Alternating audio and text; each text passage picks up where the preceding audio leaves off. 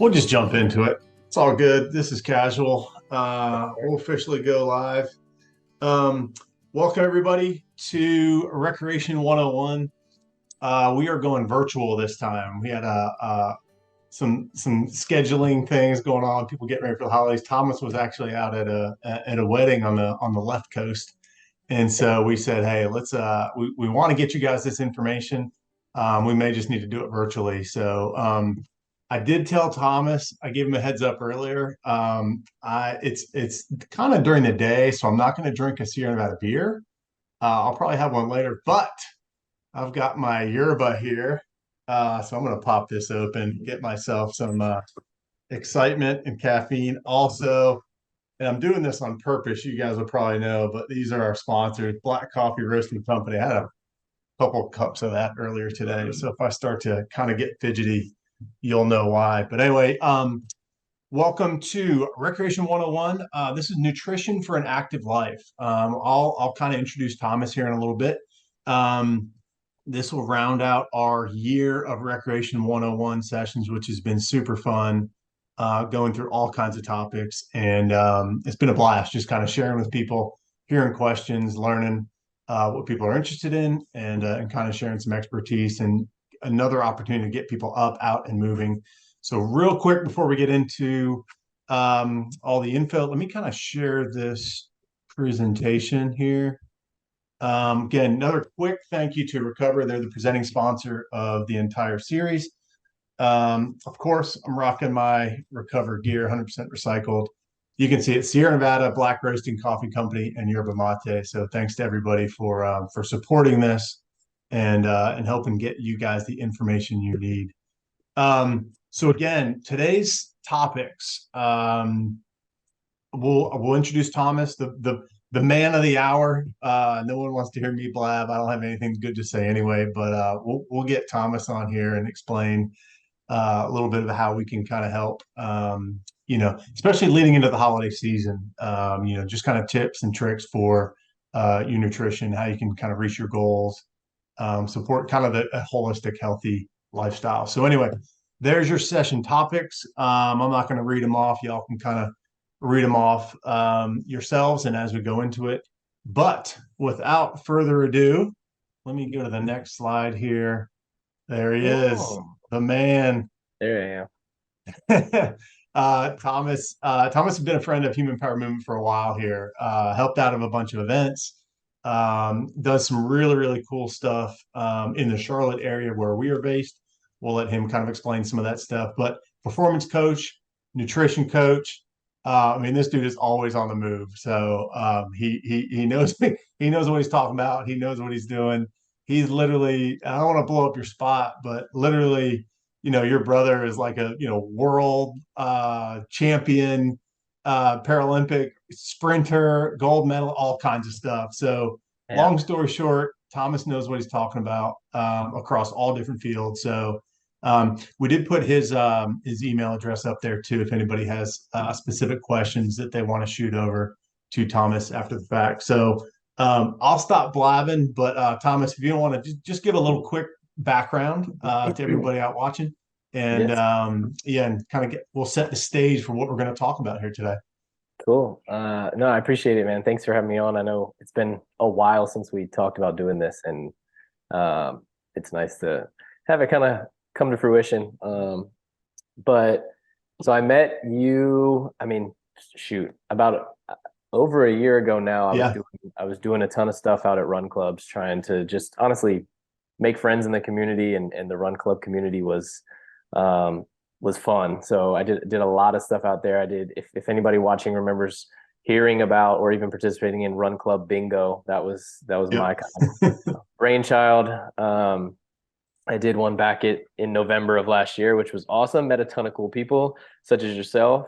And fast forward, that led to nutrition coaching and all of that. I mean, if we rewind a little bit, I have a background in soccer, group fitness, and basically in moving here, I wanted to be geographically independent. I'm from Northern Virginia. I moved here and I wanted to figure that out. So that's where the nutrition thing sort of happened, because there was a lot of people that I knew found value in me as a coach, but I wasn't going to be able to physically coach them from afar. So I was like, maybe I'll learn how to coach nutrition. And Yeah. fast forward, kind of all the other stuff I've been involved in. We're here to talk about nutrition, so I don't need to harp on too much of the other stuff. But yeah, I'm excited. I've had a lot of, I feel like I've had a lot of similar conversations recently. So I'm excited for what we're going to talk about today. Cool. Well, let's do that. I mean, let's jump straight into it. Again, we kind of put some Cool. of the session topics up there, and we'll jump straight into it. So again, I'll kind of let you lead some of this, Thomas. But clearly, like you said, everyone kind of has that question. Well, where do I start, and what do I do? And I want to eat healthier. What does that mean, and all that kind of stuff. So we'll let you kind of take it from here. But I'll maybe nudge you with a few questions. Maybe there's some personal questions I have for Yeah. myself, but also some stuff that we hear, in our dialogue with Human Power Movement. So, but yeah, we'll kind of let you take the wheel and steer from here. Yeah, cool. And please do feel free to interrupt or ask questions as they come. Because when I do Cool. these types of things, that's really like I can go into this with my own agenda of explaining this is how you do X, Y, and Z, but everyone watching that could just kind of fall on deaf ears. So I enjoy Yeah. hearing some realistic, hey, well, what about this? Or I saw this TikTok. Is this true? Like those type of things are the reality of our day to day. So happy to kind of go on tangents as necessary. But when it comes to setting goals, and I may end up harping on this multiple times, but I truly in this day and age feel like the number one thing we need to start doing is truly assessing kind of where we really are. So a lot of people, let's assume your goal is cool. You love doing endurance types of exercise. You love paddling. You love mountain biking. You love X, Y, and Z. And that's your form of exercise. Well, that's great if you're going into that with the mindset of, hey, this is keeping me in shape. Boom, cool, you're checking that box. If in the back of your head you're like, I'm doing this, and a little bit of me is hoping that I'm going to end up losing some weight doing this, or on the other end of the spectrum you have somebody who's like, cool, I'm really enjoying this and I want to actually like get better at whatever the performance metric is at it. And can I do this race faster? Can I finish your scavenger hunt faster? So those, whether or not it's one or the other, we still need to figure out where we truly are to start. So I say that to kind of illustrate, if you came to me and you're like, hey, dude, I want to hire you to help me get to that goal, I would start you no matter what. One, I would want to know a little bit more specifically about your goals, but I would still 99% of the time start you by saying, hey, well, let's just get some awareness around where you really are right now anyway, on Yeah. the nutrition side of things. Because like you see here on the slide, eat healthier. A lot of people, what they kind of know, like, hey, once crap hits the fan, if someone comes to me and says, hey, I'll pay you 50 grand to lose 50 pounds, they're like, you know what, I'll be able to do it. I'll just eat healthier, or I'll do this or I'll do that. So everyone's kind of, nutrition takes a back seat because it's at least what I found is if I really need to, I could be miserable for a little bit and figure it out. But over the course of the long term, it doesn't necessarily happen that way. So my number one starting point is, let's find some awareness and figure out where you truly are on the nutrition side. And then the other piece is understanding that most people, it says right here, like most people aren't too far off from that goal. Like so many people that I work with, they haven't been like steadily, let me see, which way am I on the screen, steadily gaining weight for every 2 weeks for the last 6 months. Like that's not the trajectory. Everyone's kind of been about this, whether they want to be this weight or not, they're floating at a certain weight. And I use weight just because it's an easy metric to go off of. But and a lot of people want to lose weight, but you could say the same thing. Maybe people are running their 5Ks or 10Ks or performing right around the same time frame. And everyone's claiming, well, I feel like I eat pretty healthy. I do X, Y, and Z. I eat healthy. But when I have them zoom out and kind of really, really look at it, audit themselves almost, they're right around what you would call maintenance, and if they were to have a little bit of awareness or made even a slight adjustment, they'd be in that calorie deficit or they'd be fueling where they need to be. So and I use money as an analogy often just because it's such a it's such a good analogy. And if you were to wonder where all your money goes, how do you find out? You start looking at what you're spending your money on, right? Exactly. Yeah. And I try to use that picture, and not to be cliche about it, but it is pretty much, let's acknowledge where we truly are before you say, hey, I'm going to go do a 75 hard, which is like an extreme restrictive diet for 75 days, or I'm going to start Whole30. But everybody thinks they want that very extreme kind of gut punch to kickstart. And that's when you hear all the stories about, well, this isn't sustainable. That's why everyone claims that they've tried everything. Right. I would argue that they probably haven't tried something even 10 days straight or long enough to prove whether it worked or not. So all of these things would work, but it's, are you really giving it the effort, or is that effort even realistically sustainable for your lifestyle? So setting goals, it really comes down to the person and what their day-to-day looks like. Because I could tell one person to skip breakfast. I could tell someone else, I don't want you skipping breakfast because you need it. It depends. And I think that's the trick, right? Like, I'm certainly not a nutritionist or anything like that, but like when I was going through, my schooling as a kinesiology major, we had nutrition classes, and you're exactly right. One of the challenges and one of the tricks of it is there's not any single answer, right? Everybody wants that, just tell me what to do. And, it's not flipping a switch. It's not that simple. Mm-hmm. And I think there's a couple things like that you hit on there. It's like, well, yeah, what is your goal, right? Are you training for a marathon, or are you, training as a more of an explosive athlete where it's like, okay, rock climbing may be something totally different than running a 4 to 5 hour marathon, right? Like there's a totally different way to approach that. And what's your end goal?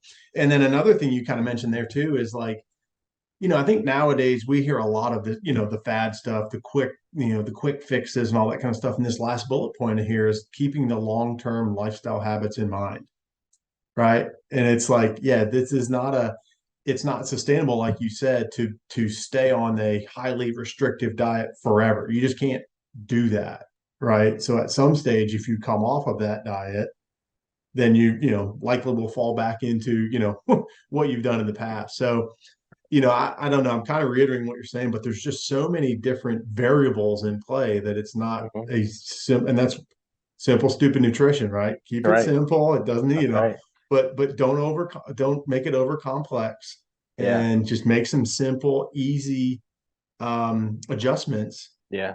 And that's half the battle, right? Like, is that kind of a correct assumption? Yeah. I mean, it's definitely half the battle. The other half is because it's so simple and the changes can be so subtle, people don't see what they would deem progress fast enough to continue to do it. So, the other big conversation that I have over and over again is stay on the train. And I paint this picture. I'm like, look, you're on a train, things are moving. You've spent 2 weeks like just acknowledging what you're eating and things are starting to work. But over out the window, you see the shiny other train that's going faster. Yeah. And you're like, I wonder if I could go jump on that train. But you have no idea. The train that you're on is going to station B because that's the ticket you bought. That's where it's going.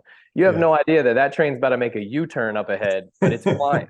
So I tell everyone, just stay on the train that is headed the right way.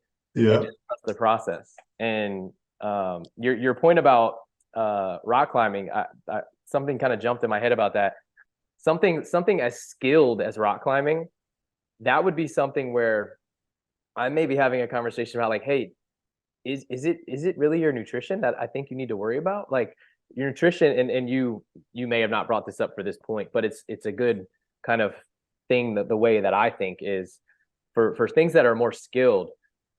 I don't want people to spend a ton of time focusing on nutrition when they should be focusing on getting better at the skill. Because as long as their nutrition isn't, as long as they're not feeling gassed or like there's really no reason to, but some people will be like, oh, if I just really got to that 1% better on my nutrition, all this other stuff's going to happen. And like, that's probably not the case, but people they want to chase that next shiny thing because they saw a video about cold plunges or something. You know what I mean? Right. It's cool. But, skilled stuff, be the best at that before you worry about the other minutia. Yeah. So, all right. So we got to keep moving here, but break down this. So setting nutritional goals, right? It's like, hey, understanding where you're at, right? Understanding where you're trying to go. And then also that third bullet point right there, I understand you're probably not, if you're this interested in it, and if you're like putting, enough mental calories into thinking about eating well and like you want to be, but you're probably not that far off of where you need to be, right? So it's like, Mhm. maybe you do need someone like, hey, reach out to Thomas and maybe I just need a little Kickstarter and I need some, point me into, point me towards the train station and get me on the train. And Right. maybe that's what I need. So I think there's, just to kind of break this slide down, it's, people that are already thinking about this aren't terribly far off from what they need. They may just need that little extra nudge or a little kind of nuances that change some things in their lifestyle, and that can kind of help them get over that plateau. Right? Is that a good way to say it? Exactly. And Yeah. it starts straight up. I start everybody off with awareness. And that this may Mhm. sound silly, but I'm doing it with a group of people right now. It's I have most people start by just taking pictures of their food. Like Hmm. and I don't I tell them straight up, don't change what you're eating. Subconsciously you're gonna, but I don't need you to. I'm not, this isn't a trap. It's not to shame you. I want you to start just taking pictures of your meals for the next 10 days. Don't think twice about it. Just do it, store it, do it, store it, or do it, post it in our group or whatever. And what you'll see happen over the course of those 10 days is people will start to lose weight. And then I'm talking about a weight loss group right now, just trying to learn a better, trying to learn about their nutritional habits. And that's truly the best place to start is awareness, because I'm not going to take 15 people all from different backgrounds, different sports, different whatever, and say, okay, how old are you? How tall are you? How much do you want to weigh? Boom, here's your calories. Good luck. Mhm. That just, it doesn't work. It could work for 1 out of 100 people because their discipline and their brains work like that. But the awareness is number one. And then, like you said, the making intentional and incremental adjustments is number two. And that I can do once I see where you're at, because I may Right. be able to say, hey, you actually have been crushing it for 10 days. I think you just needed to be honest with yourself about what you're eating. And now you're not having an extra handful of your kids' meals because you don't want to throw it away, or you're not having a bowl of candy because Halloween's gone, like the reality, those pieces at play. So, Cool. All right. Well, let's go to the next one here. Yeah, what you're already doing right. So again, this is kind of an extension of what we're saying before, but right. you don't mind just kind of breaking down this topic a little bit and kind of giving a little context into, the viewer out there, like, well, what am I doing right? Or maybe Right. even conversely, what am I doing wrong?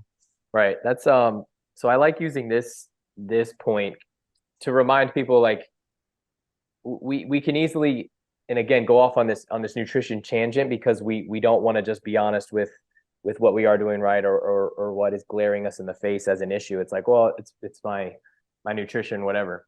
So number one, what most people are already doing right is they're exercising, at least at a baseline. Mhm. Especially, I'm assuming people watching this, they're exercising at some extent.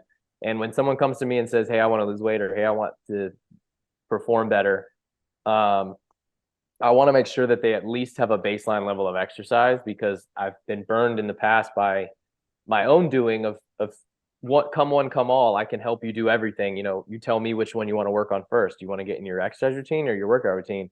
And what I found is, it's a common quote, is you can't ride two horses with one ass, right? So Yeah. that's exactly what I found out is, duh, you can't ride, or you can't focus on one with the other. It kind of just ebbs and flows. And what people will do is like, well, but everyone wants to wake up tomorrow and just start it all, right? They want it all, everything to just be clicking. And if they just do that long enough, but I'm like, if you haven't been able to do it yet, what's tomorrow going to change? Exactly. So I do want people to say, hey, what am I doing right? Usually it's exercise, or at least I want you to get there. And it doesn't need to be extreme, because that's a needle. If you're already, if you were to be at peak exercise and you're just like burning yourself out, we have nothing, no further to go, right? If you start off at least at a baseline number level of exercise, not necessarily extreme, we start using nutrition to move the needle, we can always increase exercise Mhm. if we need to. If you're like, okay, we found the sweet spot of how much I want to eat, how much I need to eat, can we take the exercise up? And then maybe nutrition goes with it, and we still see progress. Um, so it is this twofold kind of conversation, but I do want people to start off with some wins. So if you're consistently exercising, consistent could mean you go on a walk every day. Like that Mhm. still checks Yeah. the box for me mentally. to be able to focus on nutrition. Because again, I can always increase from walking. What I don't want people doing is, let's say on the weight loss side, is starting off at 1,000 calories and saying that they're there, and then you have nowhere else to go the other way. You're only going more exercise, less calories, and then you're just pushing. See if I can make it in the screen. You're just pushing on the floor and the ceiling and nowhere else to go. So exercise is one, and then the nutrition piece is, most people do claim, and I say claim, but I truly think most people do know how to eat healthy, and they do make healthy choices. It's just, go ahead. Well, I was going to say, how much, from your perspective, how much, because I agree 100%. Like, people know they shouldn't have fast food.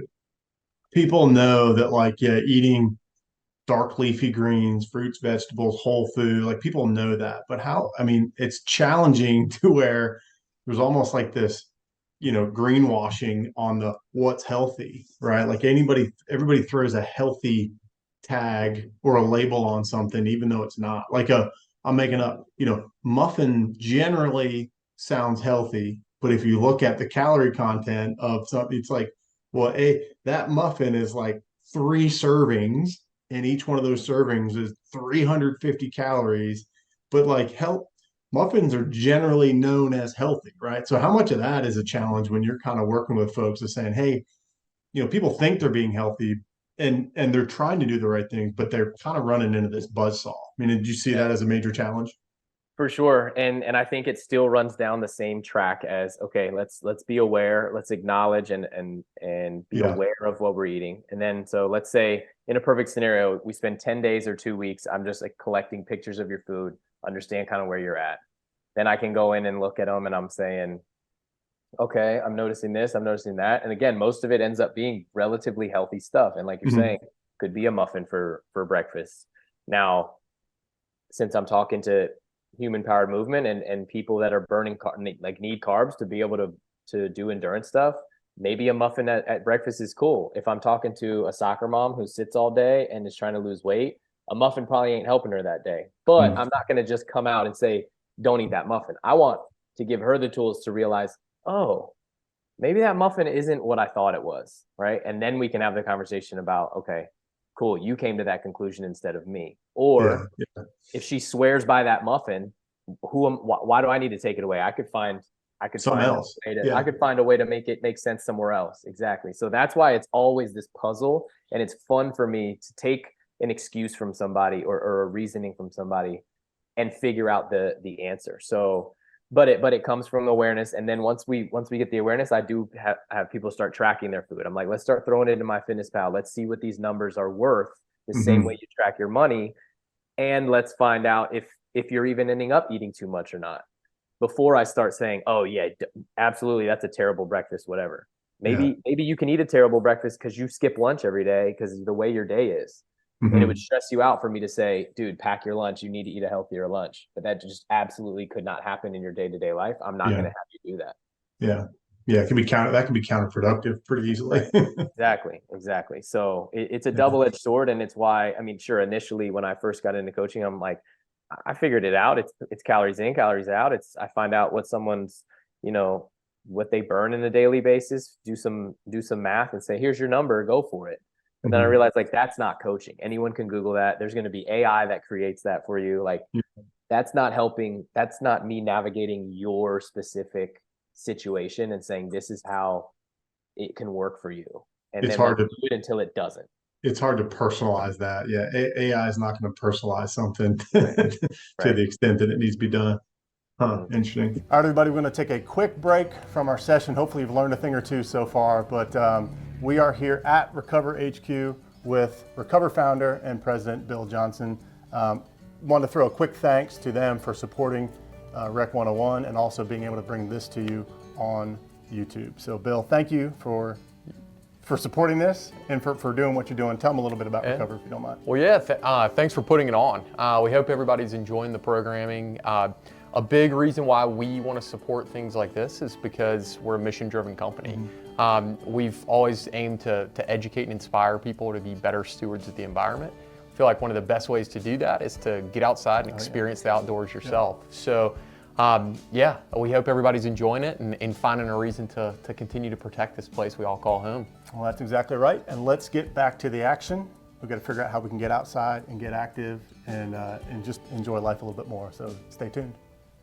Okay, well, cool. So let's keep kind of going down this track. I like that. I like that train analogy. We'll kind of fold that heading down the track in here. Yeah. So what does in quotations, right, eating healthy mean? We kind of touched on that earlier. Like everybody throws a label on it and all that kind of stuff. But from your perspective, Thomas, what does that mean? And give people like maybe a few, kind of classic tips of saying, hey, yeah, you may think this is healthy, but it's not. So kind of break it down. What can that mean for somebody and give maybe a couple of real world examples that people can kind of think about in their daily lives. Yeah, I mean, I think you touched on it briefly where everybody knows pretty much, it's eat whole foods, it's shop the perimeter of the grocery store. Like everyone knows those little kind of buzzword hot topics. But what a lot of people struggled to do is incorporating it in their life. And it can be for a number of reasons. It can be they didn't grow up doing that and they don't really know how to create a meal with whole foods. It can be they just straight up can't cook, or they don't like cooking, or they don't have time to cook. So I don't think people need to hear more often, like eat whole foods, eat lean protein, it's a very basic, everybody's heard it before, eat protein, chicken, beef, salmon, fish, all of those things in my opinion are, checking the protein box. There's Greek yogurt, there's cottage cheese, all the living stuff. And then when it comes to carbs, sticking more to, carbs that are grown instead of carbs that are processed. Yep.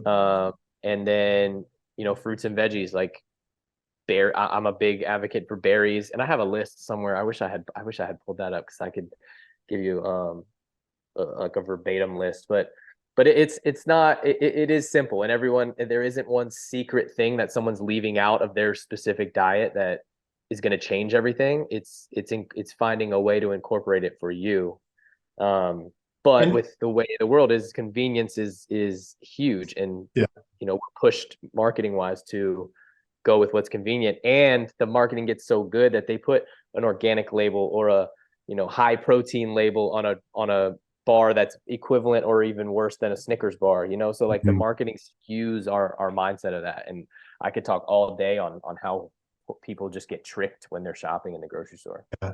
Well, and that's that classic, right? And people know it, people have heard it thousands of times, but I don't think people actually like practice it, is that classic. If you can, pronounce the ingredients, then that's generally a good sign.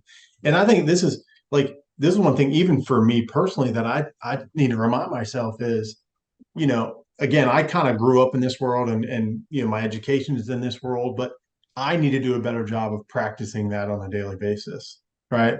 We all know it. Yep, eat the perimeter of the grocery store and read the labels. But I think it's just, like you said, making those intentional and just kind of like small little changes to say, yeah, you know what? I'm going to actually read this label. Take 3 seconds to read the label. And if it's not making any sense to me whatsoever, I probably don't need to buy that thing at the grocery store. So, I mean, it's kind of, I think that's on all of us to kind of, we have to keep ourselves accountable to some of that too, because there is so much of that. I don't know if it's greenwashing, but health washing, call it. And I think that's where it's just a good reminder for everybody to say, yeah, you need to be a little bit more thoughtful in what you're doing once in a while. Yeah, absolutely. And I think there was a saying, I'm trying to remember, and it was basically like, if it didn't grow, if it wasn't grown, or if you can't grow it or like hunt it or something, there's like 4 things, and it's just a saying that points you to like natural food, right? Yeah. Whether it like ran, flew, swam, or grew, don't eat it. But I mean, and that's an extreme. Like that's just something I'm never gonna straight up hold somebody to. Like, don't ever eat anything that comes out of a wrapper. Like, those are good guidelines to remember when you're trying to decide, is this processed or not. But at the same time, it is they're good guidelines that people, keep in the back of their head, but it's tough to incorporate. Mhm. And my goal with people is to truly figure out where you are and then decide what's the most subtle change we can make to make us make progress and you not feel like we changed anything. Yeah. Because that, there are ways to make all these other things fit. If you love a good Reese's cup, like we can fit that into your day. We just need to know where. Yeah, exactly. Yeah, it's a give and a take thing for sure. Yeah. Just like everything else, right? Right. Well, we kind of talked about this a little bit earlier, but let's dive in just a little bit more in detail. There's no single solution for everybody, like clearly, like we said, and use the HBM analogy, right? Someone who's, gearing up for a multi-day, hike along the AT or whatever, that's going to be a totally different build up and approach than someone who's, doing they're going to try and PR their first 5K, whatever it may be. So like, obviously just kind of break down a little bit of that. Again, this is a Rec 101, so we're not going to go in huge detail, but just kind of like say, yeah, like here's some nuances that people need to think about if they're like looking for, big endurance efforts or short, quick, explosive efforts, and just kind of share a little bit of insight in maybe how to approach some of those things. Again, knowing that this is Rec 101, but yeah. And I would say to keep it the most simple way is and it may feel like a tired answer, but it's finding out where you actually are. So let's say you have somebody who's like, man, I there's just no way I eat enough to be able to run a 5K. And it's like in a conversation, you're gonna be like, oh, okay, yeah, I'm sure he knows what he's talking about. But like, how do you know? How do you know you're not eating enough? What are, those are the poking questions that I'm gonna ask somebody to truly say, okay, you want me to give you this recommendation, but this recommendation could completely 180 your life and not actually be helpful. So let's back up. This isn't going to happen over one beer where I just change everything. It's going to be, I want to know, how much are you truly eating? You need to be eating some more carbs, I'm sure, but the amount of carbs you start eating tomorrow shouldn't be the same amount of carbs you're going to eat the day you run the 5K either. right. So that's where, your the kind of awareness and intention go a long way. Is people want to find that, okay, I know I should carb load before a race, but what sometimes gets overlooked is prepping your stomach and your body to digest and handle a new volume of food. Like you need to build that up the same way you're building up your endurance. Yeah, and you mentioned that, and kind of before we were sharing notes and stuff leading into this call, and that was kind of one of your examples. Is like you don't just like run your first race. You don't just you don't carb load the night before and expect that to be oh yeah, I felt great. It's like no, that's not flipping a switch. You have to kind of like train yourself up in whatever your goals are. That goes back to one of the first things you said, defining that goal. Right. And if your goal is to say, yeah, eventually I want to work my way up to my first 5K or my first ultra marathon or whatever, it's like you don't just put your shoes on and go run it. Like you train for it in the same way that like your nutrition plan should be a progression. And it's not just met with Thomas on Tuesday and then Wednesday, completely changing everything about my life and automatically I'm exactly where I need to be. It's like, that's not how this thing works. Right. And to that point, and to the final kind of point on here, the lifestyle habits versus short-term changes. That's why yes, there's always going to be an example or a testimony of somebody who was able to flip a switch and like do it for sure. And that's kind of what everybody wants to happen to them. But most people, the number one thing I hear about endurance athletes is like, it takes a lot of time to log these miles, to do all that stuff. So like that is a huge piece of it. So you're already drastically changing your life. Why would you want to drastically also change your nutrition? Find something that can still kind of be steady. And I think using a lifestyle habit approach of, okay, what can I minimally change before maximally changing something to achieve this progress? And it's the minimum effective dose. That's like that's one of my go-to kind of sayings, is like, find the minimum effective dose. And we can't know how much is too much until we've done too little. So starting off there is a great starting point, and making it make sense so that it's not like, oh, this next 6 months is just going to be absolutely brutal. I have to change all my nutrition. I have to change all of this and that. It's like, well, what if just the training piece was actually the difficult part? Because that's kind of what you're after. and the nutrition actually kind of fit into it and wasn't so brutal. Like there's a way to do that. Yeah. Yeah. That's a good point. Yeah. And that's the balance. That's the back and forth balance of it, right? I don't know. I guess there's more of awareness on like training plans and, all this stuff. The physical tends to kind of take priority a lot of times, which is, it's the classic analogy. It's like you don't put bad fuel in your car. Like you got to fuel your body in the same way. And so, the physical tends to kind of get all the attention, but it's the nutrition that's kind of behind the scenes stuff that's really kind of making a bigger impact than what most people think. Yeah, and it doesn't need to be as drastic of a change as people think. I think Yeah. that's kind of the main point that I like to help people understand. Cool. So this is the last slide here. Basic steps to get started, right? As we're kind of closing this thing out. Again, Rec 101, people are going to this saying, look, I kind of want to figure out where to start or what to do. And obviously that's why we put, Thomas's contact information in here earlier. So feel free to reach out to him after this. But some basic steps, right? Great. I'm Joe Schmo, Jane Schmo, whatever my deal is. Great. This all sounds great. I'm excited. What do I do to get started? Yeah, and I think if you were to, if you're going to go at this, it's okay. So Thomas, you've said it 100 times. Awareness, cool. What does that mean? And like I said, for some people, I will strip it all the way down to taking a picture of your food. And if that's too much, like remembering, however many meals a day you're eating, you start to forget. Some people I may even start like just take a picture of your breakfast or just take a picture of dinner every night. Where do you feel like you go off the rails? Start with that meal, right?